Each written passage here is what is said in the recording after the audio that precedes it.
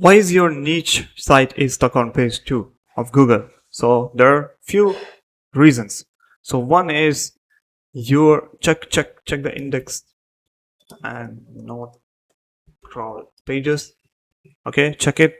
If you face any issues, update the content and update time. So okay, so that's it.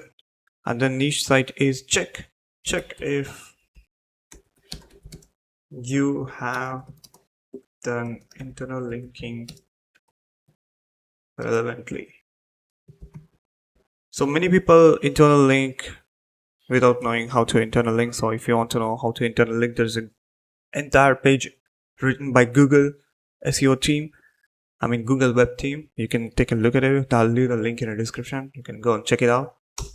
So why is your niche site is stuck on page 2 of the Google? So what you can do is focus on first page, competitor, keywords. So if you don't know how, you can use a tool like SEO SEMrush. Go to semrush.com, or the link will be in the description. You can check it below, and you'll be good with that. So these are 3 reasons why ranking on the page 1 of Google, even though it's a niche site.